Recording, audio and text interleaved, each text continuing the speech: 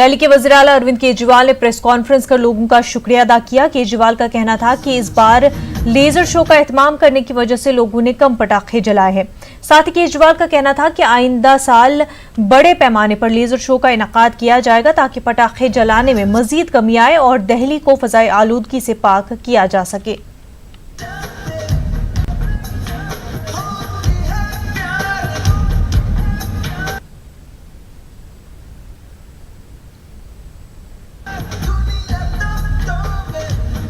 गया था कि आप पटाखे मत बजाइए और आप दिवाली का आनंद लाइटिंग के ज़रिए लेज़र शो को देख के और एंटरटेनमेंट प्रोग्राम जो किए गए थे उसमें पार्टिसिपेट करके आइए हम लोग मिलके भगवान रामचंद्र जी जो घर वापस आ रहे हैं उनका स्वागत करते हैं। मुझे बेहद खुशी है कि लोगों ने इसको खूब जम के इसमें पार्टिसिपेट किया। हर किस्म के व्यक्ति ने, अमीर लोग आए, गरीब लोग आए, हर तबके के लोग आए, हर ऑफिसर्स आए, जजेस आए, सब किस्म के लोग आए। और इसमें सबसे ज़्यादा शुक्रिया मैं एलजी साहब का अदा करना चाहता हूं जिन्होंने बहुत सपोर्ट किया इस पूरे प्रोग्राम के आयोजन में। उनकी वजह से सभी एजेंसीज़ ने इसमें पार्टिसिपेट किया। जितने ऑफिसर्स थे इसमें लगे थे जिनकी वजह से ये कामयाब हो, उन सभी ऑफिसर्स को मैं बधाई देना चाहता हूं। और ये वाला पहला हमारा एक्सपेरिमेंट था जिसमें हमने बहुत कम समय में, आइडिया हमें फर्स्ट वीक ऑफ अक्टूबर के आसपास आया था जब हमें लगा कि पटाखों से लोगों को कैसे वो किया जाए कि पटाखे मत बजाओ। तो उतने शॉर्ट नोटिस पे जो हम अचीव कर पाए वो इतने शॉर्ट समय को ध्यान में रखते हुए काफ़ी अचीव किया। लेकिन अब इससे हमें कॉन्फिडेंस है और विश्वास है कि अगले साल इसको इतने बड़े स्तर पे करेंगे हम, इतना भव्य करेंगे हम कि अगले साल से लोग दिवाली का इंतज़ार इस बात के लिए नहीं करेंगे कि दिवाली आएगी तो पटाखे बजाएंगे। दिल्ली के बच्चे इस बात का इंतज़ार करेंगे कि दिवाली आएगी तो लेज़र शो देखने चलेंगे और पार्टिसिपेट करेंगे और 4 दिन हम लोग खूब एंजॉय करेंगे और दिवाली को इस तरह से सेलिब्रेट करेंगे। तो दिल्ली की दिवाली जो है, मैं पूरी उम्मीद करता हूं कि पूरी दुनिया के नक्शे के ऊपर दिल्ली की दिवाली एक मार्क बनाएगी। जामिया मिलिया इस्लामिया 99वां यौम तासीस मना रहा है। इस ताल्लुक से सहरोज़ा तकारीब का इनेकाद किया गया। आज सालाना तक़सीम असनाद तकरीब में सदर जमहूरिया रामनाथ कोविंद मेहमान ज़ी वक़ार के तौर पर मौजूद रहे। उन्होंने प्रोग्राम से खिताब किया। उन्होंने कहा कि जामिया मिलिया इस्लामिया की तारीख जंग आज़ादी से जुड़ी हुई है। आप सभी के बीच यहाँ आकर मुझे बेहद खुशी हो रही है। मैं ख़ास तौर से यहाँ बैठी सभी बेटियों को तहे दिल से मुबारकबाद और दुआएं देता हूँ जिन्होंने दोनों ही साल लड़कों से ज़्यादा गोल्ड मेडल हासिल किए। इन काबिल और होनहार बेटियों में समाज और देश के आने वाले कल की सुनहरी तस्वीर दिखाई पड़ती है। ये बहुत अहम इत्तेफाक है कि जामिया के लगभग 100 साल के इतिहास में पहली बार महिला चांसलर और वाइस चांसलर दोनों नियुक्त हुई हैं। दरअसल ये एक ऐतिहासिक बदलाव है जिसके लिए मैं केंद्र सरकार और मानव संसाधन विकास मंत्रालय की सराहना करता हूँ। एक और संयोग है कि आप दोनों वाइस चांसलर और चांसलर दोनों ही विशिष्ट महिलाएं हम नाम हैं और इनके नाम का मतलब होता है स्टार या सितारा।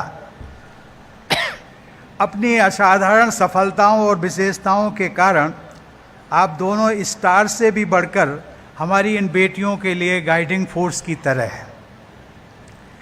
महिला प्रतिभाओं की अमर यादगार में जामिया के कैंपस में ही उर्दू साहित्य की अजीम कलम निगार कुर्रत उल ऐन हैदर जैसी अदीबा की कब्र भी मौजूद है। मुझे यकीन है कि उनकी मिसाल और आप जैसी रोल मॉडल महिलाओं से प्रेरणा लेकर हमारी ये बेटियां भी कामयाबी की बुलंदियां चूमेंगी। इस यूनिवर्सिटी की शुरुआत, जैसा कि हम सब लोग जानते हैं, देश की आज़ादी की लड़ाई के इतिहास के साथ जुड़ी हुई। विदेशी हुकूमत के खिलाफ चल रहे अहिंसापूर्ण आंदोलन के दौरान आज से ठीक 100 साल पहले वर्ष 1919 में हुए जलियांवाला बाग नरसंहार के बाद देश में स्वाभिमान और जागरण की एक नई लहर उठी थी। 1920 में असहयोग और खिलाफत आंदोलनों ने जोर पकड़ा तथा सामाजिक एकता और भाईचारे की भावनाओं को बल मिला। महात्मा गांधी ने विद्यार्थियों से ये अपील की थी कि वे विदेशी हुकूमत की मदद से चलने वाले शिक्षण संस्थानों को छोड़ दें। साथ ही उन्होंने ये भी आह्वान किया था कि राष्ट्रीय शिक्षण संस्थानों की स्थापना की जाए। जामिया तराना का एक मिसरा जिसको हम सब लोगों ने सुना, जिसमें कहा गया था कि उठे थे सुन के जो आवाज़ें रह बराने वतन, जामिया के संस्थापकों के देश प्रेम को बयान करता है।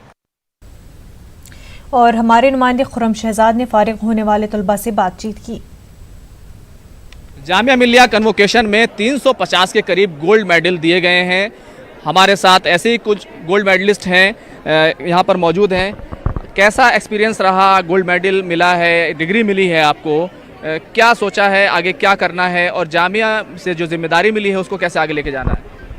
सर, जो गोल्ड मेडलिस्ट वगैरह जो हमारे साथियों को मिला है, माशाल्लाह उनका बहुत अच्छा एक्सपीरियंस है कि आगे, मेरा भी बहुत अच्छा है कि आगे कुछ करना है और जामिया का नाम रोशन करना है। जामिया की हिस्ट्री की बात हुई, जामिया की तालीम की बात हुई, यहाँ का माहौल कैसा है? बहुत अच्छा है सर यहाँ का माहौल। कुछ बच्चे हैं जो कि मतलब हर जगह पॉजिटिव और नेगेटिव दोनों होता है, लेकिन यहाँ का बहुत अच्छा माहौल है और बच्चों में बहुत अच्छा यूनिटी है और सबका एक तरीके से रेस्पेक्ट करते हैं।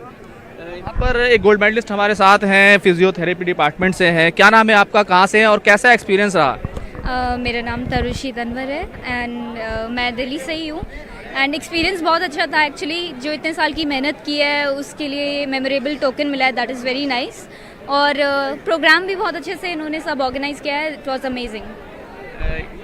जामिया मिल्लिया इस्लामिया को एक माइनॉरिटी यूनिवर्सिटी के तौर पर जाना जाता है, तो इसको लेकर के आपने क्या फील किया? किस तरह के टीचर्स हैं, कैसी पढ़ाई होती है, यहाँ का माहौल क्या है? माहौल एक्चुअली जेन्युइनली बहुत अच्छा माहौल है। आपको किसी भी तरह का वो नहीं मिलेगा कि बच्चों में तालमेल बहुत ही अच्छा है। एक्चुअली आप ये नहीं देखेंगे कि एक डिपार्टमेंट के बच्चे बल्कि अलग है, दूसरे डिपार्टमेंट के अलग है, सब बहुत अच्छे से रहते हैं और टीचर स्टाफ बहुत अच्छा है, कोऑपरेटिव स्टाफ है और बच्चों के साथ भी बहुत अच्छा व्यवहार है। आपका क्या एक्सपीरियंस रहा और यहाँ की जो हिस्ट्री है उसको लेकर के जिस तरह से बात सामने आई कि देश की आज़ादी से जुड़ा हुआ पूरा पूरी इसकी हिस्ट्री है, पूरा इसका सुनहरा माजी है, तो क्या कहेंगी?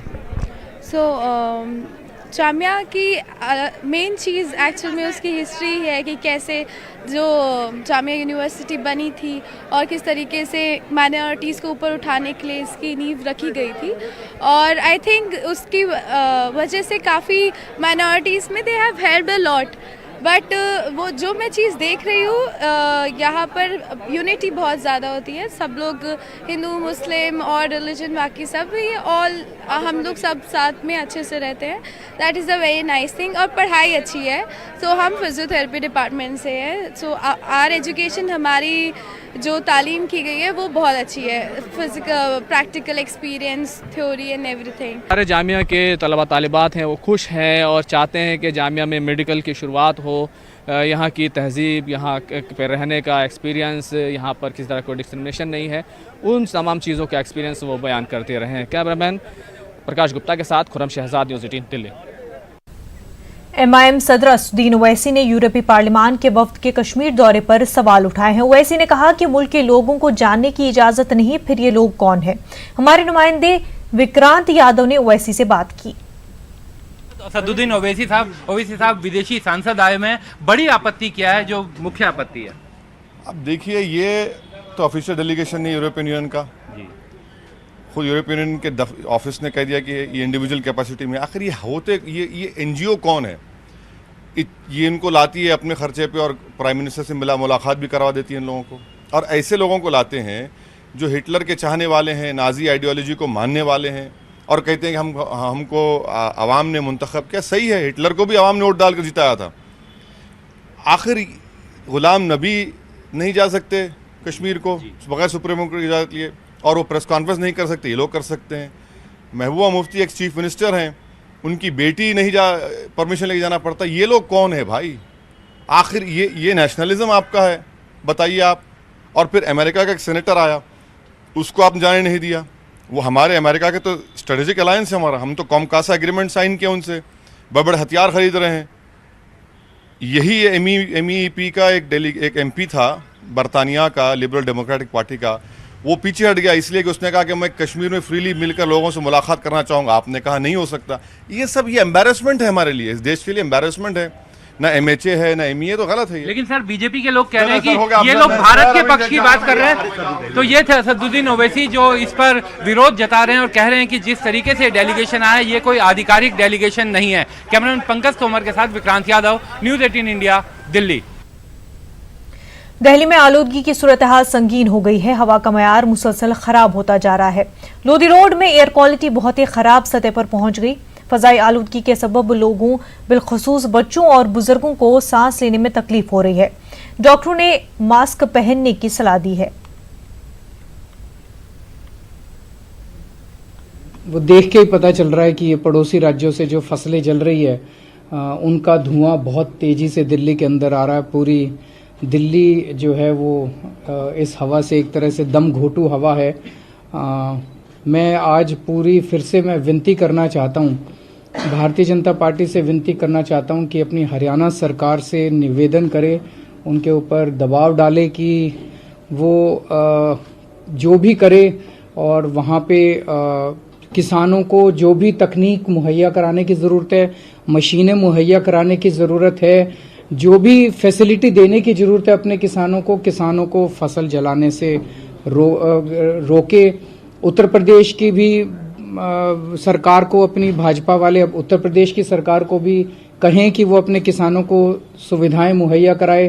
कांग्रेस से अपील करना चाहता हूं कि वो पंजाब सरकार से कह के किसानों को सुविधाएं मुहैया कराए। मेरी अपने स्तर पे कई लोगों से बातचीत हुई है, हरियाणा में भी पंजाब में भी कई किसानों से बातचीत हुई। किसान बिल्कुल तैयार हैं। किसान कहते हैं जी हमें कोई जलाने में मज़ा नहीं आता, हम भी जलाना नहीं चाहते। अगर हमें कोई ऐसी तकनीक दे दी जाए, ऐसी मशीनें दे दी जाए जिससे जलाने की बजाय अगर हम उससे 2 पैसे कमा सकें तो हम तो पैसे ही कमाना चाहेंगे ना। हम क्यों अपनी जो अवशेष है उसको जलाना चाहेंगे? तो कहीं ना कहीं कमी सरकारों की तरफ से नजर आ रही है, जो इतने साल हो गए, इतने वर्षों के बाद भी इस बार सुनने में आ रहा है कि पिछले सालों के मुकाबले डबल इंसिडेंट्स हो रहे हैं ये जलाने के। तो मैं दिल्ली की जनता की ओर से अपील करता हूं कि प्लीज हम लोगों का ख्याल रखें, सभी सरकारें, पंजाब, हरियाणा, उत्तर प्रदेश सरकारें और दिल्ली की जनता का सहयोग करें और उनका ख्याल रखें। वक्त हो गया मध्य प्रदेश छत्तीसगढ़ की खबरों का, तो नजर डालते हैं सुर्खियों पर। मध्य प्रदेश सरकार के वजीर गोविंद सिंह ने कानून साज काउंसिल के कयाम पर दिया बड़ा बयान। कहा शिवराज सिंह चौहान और गोपाल भार्गव से ली गई इजाजत, बीजेपी को कौल और फेल में तजाद। ग्वालियर में वजीर प्रद्युमन सिंह ने नाली में उतर कर की सफाई गंदगी पर म्युनिसिपल कॉर्पोरेशन के अफसरान को लगाई फटकार। प्रद्युमन सिंह के इकदाम की हो रही है तारीफ। छत्तीसगढ़ के दुर्ग में छठ की तैयारियां जोरों पर। छठ पूजा के लिए सजाया जा रहा है घाटों को, लाइटिंग का भी किया जा रहा है इंतजाम।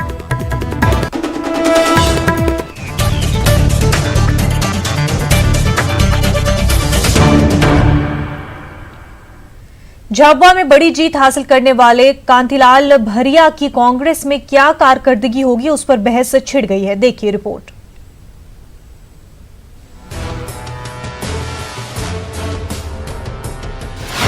कांतिलाल भुरिया की कारकर्दगी पर गौर व फिक्र।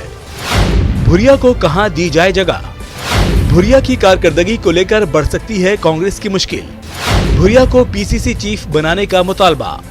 झाबुआ सीट पर जीत के साथ ही कांतिलाल भुरिया की ताजपोशी को लेकर अब कांग्रेस मुश्किल में है। भुरिया को हुकूमत या तंजीम में जगह देने की मजबूरी पर गौर व फिक्र किया जा रहा है। ज़िमनी इंतखाब में कांतीलाल भुरिया को नायब वज़ीर-ए-आला प्रोजेक्ट करने के बाद कांग्रेस में कई तरह की बातें की जा रही हैं। वहीं वजीर सज्जन सिंह वर्मा के कांतीलाल भुरिया को पीसीसी चीफ के लिए परफेक्ट बताने के बयान के बाद लीडरों के रिएक्शन तेज हो गए हैं। वजीर पीसी शर्मा पार्टी में भुरिया की नई कारकर्दगी को लेकर सीधे तौर पर कुछ भी बोलने से बचते नजर आए। वहीं साबिक वजीर आला दिग्विजय सिंह ने कहा है कि इस बारे में फैसला वजीर आला कमलनाथ को करना है। कांतीलाल जी बहुत ही सीनियर नेता हैं, सभी पदों केंद्र में भी रह चुके हैं, मध्य प्रदेश में भी रह चुके हैं, अध्यक्ष भी रह चुके हैं, तो उनके मार्ग निर्देशन हम जैसे छोटे कार्यकर्ताओं को हमेशा मिलता रहेगा। जी मंत्रिमंडल में आएंगे क्या? ये तो कमलनाथ जी बताएंगे। जी मंत्रिमंडल में आएंगे क्या? ये तो कमलनाथ जी बताएंगे। जी मंत्रिमंडल में आएंगे क्या? ये तो कमलनाथ जी बताएंगे। वहीं कांतीलाल भुरिया की हुकूमत और तंजीम में एडजस्ट करने को लेकर उठ रहे सवालों पर बीजेपी ने कांग्रेस पर तंज कसा है। बीजेपी के मुताबिक भुरिया की नई पारी की शुरुआत के साथ ही कांग्रेस में नई मुश्किलें पैदा हो सकती हैं। अभी तो हम लोग दिवाली मना रहे हैं और अपना जो जवाबदारी मुझे क्षेत्र के मतदाताओं ने दी है, झाबुआ विधानसभा का विकास करना है और सबके सुख दुख में खड़े रहेंगे। अभी हमारा उद्देश्य यही है। अब मुझे लगता है कि कांग्रेस में कांतीलाल की भुरिया जी की जो है स्थिति क्या होगी वो तो कांग्रेस ही तय करेगी, पर कमलनाथ जी के लिए कुल मिला के भुरिया जी का जीतना संकट है। बहरहाल झाबुआ में जीत हासिल कर कांग्रेस ने अगरचे तादाद के हिसाब से मजबूती हासिल कर ली हो, लेकिन भुरिया की कारकर्दगी को लेकर कांग्रेस के सामने नया चैलेंज खड़ा हो गया है। भुरिया की कारकर्दगी को लेकर अब वजीर आला कमलनाथ को फैसला करना है। उम्मीद है कि जल्द ही तस्वीर साफ हो जाएगी। भोपाल से न्यूज़ 18 के लिए अनुराग श्रीवास्तव की रिपोर्ट। मध्य प्रदेश सरकार के वजीर गोविंद सिंह ने कानून साज काउंसिल के कयाम पर बड़ा बयान दिया है। गोविंद सिंह ने कहा कि शिवराज सिंह चौहान और गोपाल भार्गव से उनके घर जाकर इजाजत ली थी, लेकिन अब बीजेपी कानून साज काउंसिल के कयाम की मुखालफत कर रही है। उनका कहना है कि बीजेपी के कौल और फैल में तजाद पाया जाता है। साथ ही वजीर गोविंद सिंह ने कहा कि कानून साज काउंसिल के तजवीज को पास कर सदर जमहूरिया के पास भेजा जाएगा। विधान परिषद गठन की प्रक्रिया चालू प्रारंभ होने के पहले 3 महीने पूर्व मैंने माननीय शिवराज सिंह जी पूर्व मुख्यमंत्री मध्य प्रदेश और प्रतिपक्ष नेता गोपाल भार्गव जी से उनके निवास पर जाकर चर्चा की थी कि हम इस तरह का गठन करना चाहते हैं, इसमें आपकी क्या राय है। दोनों नेताओं ने कहा मैं इसकी आपकी बात से सहमत हूँ, विधान परिषद बनना चाहिए, लेकिन मैं हाईकमान से अपने से बात जरूर कर लूँगा ताकि उनके विश्वास में लेना है तो उनसे मैं जाके चर्चा करूंगा। लेकिन अब तो आपत्ति जता रही है बीजेपी। अब इसलिए तो कथनी करनी में फर्क है। जब बना है उसी समय से मध्य प्रदेश में संविधान में ही मध्य प्रदेश में विधान परिषद के गठन का प्रावधान है। हम केवल मंत्रिमंडल में प्रस्ताव पारित करेंगे और भेज देंगे, राष्ट्रपति जी को हस्ताक्षर करना, राष्ट्रपति की अनुमति अनिवार्य है। इसलिए कब तक इस प्रक्रिया को पूरा प्रक्रिया अभी चली है, हमारी प्रक्रिया जारी है, विधि विभाग से राय ले रहे हैं, सब पूरी राय के बाद आगे इसका कदम बढ़ाएंगे। ग्वालियर में वजीर प्रद्युमन सिंह ने नाली में उतरकर सफाई की। प्रद्युमन सिंह ने मोहल्ले की कई नालियों की सफाई की, साथ ही गंदगी पर म्युनिसिपल कॉर्पोरेशन के अफसरान को फटकार भी लगाई। लेकिन जिस तरह से वजीर प्रद्युमन सिंह ने नाली में उतरकर सफाई को अंजाम दिया, उससे लोग काफी मुतासिर हुए हैं और उनकी तारीफ भी हो रही है। मध्य प्रदेश के कैबिनेट मंत्री प्रद्युम्न सिंह तोमर जमीन से जुड़े हुए मंत्री माने जाते हैं। ये सिर्फ कहने की बात नहीं, उनके काम देखकर कुछ ऐसा ही लगता है। आज भी कैबिनेट मंत्री प्रद्युम्न सिंह तोमर सुबह से ही अपने घर से निकले और आज वो साइकिल से निकले हैं अपने इलाके के लोगों का हालचाल जानने के लिए। और करीब यहाँ से 15 किलोमीटर दूर जब वो रामाजी का पूरा इलाके में पहुँचे तो वहाँ पर नाली गंदगी से पड़ी हुई थी, तो मंत्री जी खुद फावड़ा लेकर नाली में उतर गए और सफाई करने लगे। मंत्री जी, ये क्या जनता की सेवा है कि सिर्फ स्टंट है? लोग इसको किसी भी रूप में ले सकते हैं। मैं अपने कर्तव्यों का निर्वहन कर रहा हूँ। हम और आप सब अपने लाडले लाडली को प्यार करते हैं। उन लाडले लाडली को प्यार, रोटी, कपड़ा और मकान एक हिस्सा है, पर उनके अनुकूल वातावरण ये सबसे महत्वपूर्ण है। वातावरण कब बनेगा? जब हमारा शहर स्वच्छ होगा, स्वस्थ होगा, सुंदर होगा, शिक्षित होगा, और इसके लिए हम सबका दायित्व बनता है। कई बार जो है आप जाते हैं, सफाई नहीं मिलती है तो आप सफाई करने लगते हैं, कहीं और परेशानियां होती है, तो जो जिम्मेदारियां नगर निगम की है या फिर दूसरे विभाग के अफसरों की है वो पूरी नहीं होती, आपको करनी पड़ती है। देखिए, मैं अभी आलोचना नहीं करूंगा 30 दिन। मैंने कहा है ये शहर को स्वस्थ करना मेरा दायित्व है, स्वच्छ करना, स्वस्थ, स्कूल व्यवस्था ठीक हो, उसके लिए ये जनता का सेवक कैलाशवासी महाराज माधवराव सिंधिया का वो सपना, सुंदर स्वच्छ स्वस्थ सुंदर ग्वालियर हो, प्रदेश हो, देश हो, उसी भावनाओं के अनुरूप ये जनता का सेवक सड़क पे आ गया है और आपको 30 दिनों में अंतर दिखाई देगा। मंत्री निकलते हैं लग्जरी गाड़ियों से पहुंचते हैं, आप साइकिल से निकले हैं, करीब 40 किलोमीटर के लगभग आज यात्रा की साइकिल से, तो क्या उद्देश्य है? इससे मेरा स्वयं का स्वास्थ्य अच्छा रहेगा, पेट्रोल डीजल बचेगा और मेरे आने वाली पीढ़ी के लिए पर्यावरण अच्छा होगा। तो ये प्रद्युम्न सिंह तोमर कैबिनेट मंत्री जी हैं जो आज सुबह साइकिल से निकले हैं, गंदगी देख नाली की सफाई करने लगते हैं, सड़कों पे गंदगी देख झाड़ू लगाने लगते हैं। इनका ये एक ऐसा ही अंदाज है और इनका ये कहना है कि साइकिल चलाने के पीछे उनका मकसद यही था कि उनकी सेहत बनी रहे और लोगों की सफाई और लोगों का ध्यान रखना उनकी जिम्मेदारी है। 1 महीने तक वो मॉनिटरिंग करेंगे, उसके बाद नगर निगम सहित जिम्मेदारों को फटकार भी लगाएंगे। कैमरामैन मोहित शर्मा के साथ सुशील कौशिक, न्यूज़ 18 ग्वालियर। मध्य प्रदेश की रियासती सतह के निशानेबाजी मुकाबले का इफ्तिताह करने पहुंचे वजीर बाला बच्चन ने कहा कि कमलनाथ सरकार पुलिस एहलकार को हफ्तावारी छुट्टी देने जा रही है, साथ ही पुलिस एहलकारों का ग्रेड पे बढ़ाने का भी फैसला किया गया है। दरअसल पुलिस एहलकार ग्रेड पे 1900 से बढ़ाकर 2400 करने का मुतालबा कर रहे हैं।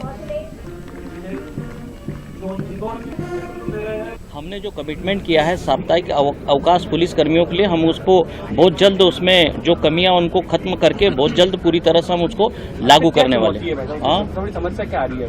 वो उस पर आ गई है, सारी रिपोर्ट आ गई और बहुत जल्द हम उसको जो हमने जो बोला उस पर अमल करने जा रहे हैं। कब तक बढ़ाया जाएगा? देखिए, इसकी भी मैं आप लोगों को बताना चाहता हूँ, मैंने इस विभाग की कमान संभालते ही मैंने अपने विभाग को ही इसमें एक मैंने नोटशीट लिखी है कि हमारे पुलिस अधिकारियों और कर्मचारियों के भी प्रमोशन भी होते रहना चाहिए, पदोन्नति भी होना चाहिए। तो हम इस पक्षधर है और माननीय मुख्यमंत्री जी से भी कुछ दिन पहले ही मेरी चर्चा हुई है और आज फिर 5 बजे बैठक हम लोगों की है। तो जो हम जो कर सकते हैं, पदोन्नति से संबंधित जो कार्रवाई कर सकते हैं, पदोन्नति जो दे सकते हैं, पुलिस कर्मियों को साप्ताहिक अवकाश देने की जो बात कही है, हम उससे पीछे नहीं हटने वाले। हम उस पर बहुत जल्द उस पर कार्रवाई करके आगे बढ़ेंगे। कांग्रेस मिलेगा? हाँ जी, नहीं, जो साप्ताहिक अवकाश की जो बात जो बोली है वो बहुत जल्द मिलेगी। ठीक। छत्तीसगढ़ में बीजेपी पर दंतेवाड़ा और चित्रकोट जिमनी चुनाव हारने के बाद हमले तेज हो गए हैं। बीजेपी जिमनी इंतखाब में मिली हार पर गौर फिक्र करने वाली है। अब देखिए रिपोर्ट, हमें दीजिए इजाजत, आदाब।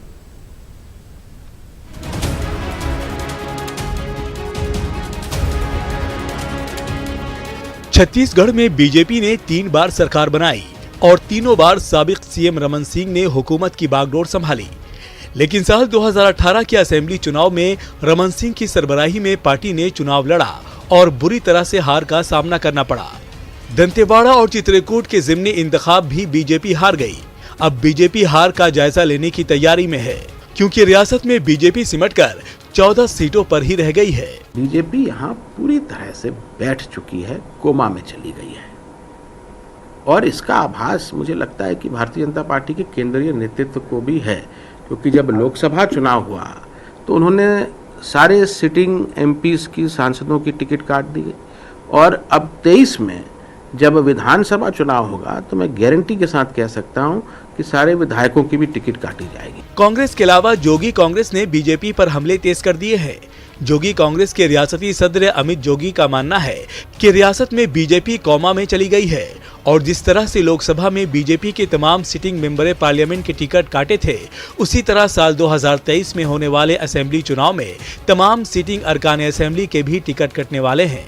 वहीं कांग्रेस ने भी बीजेपी पर तंज कसा है। रमन सिंह जी, ऐसा लगता है कि भारतीय जनता पार्टी छत्तीसगढ़ को अपनी जागीरदारी समझ रहे हैं। अगर स्वस्थ लोकतंत्र की अगर मैं बात करूं तो उनको तो अपने पद से कब का इस्तीफा दे देना चाहिए था, लेकिन मोह वो छोड़ नहीं पा रहे हैं सत्ता का और सुरक्षा में भी कटौती नहीं कर पा रहे हैं अपनी। इन तमाम चीज़ों को देकर के भारतीय जनता पार्टी के कार्यकर्ता निराश हैं। समीक्षा की बात है, समीक्षा जो है बैठकर कर लेंगे, क्या उसमें मामला है।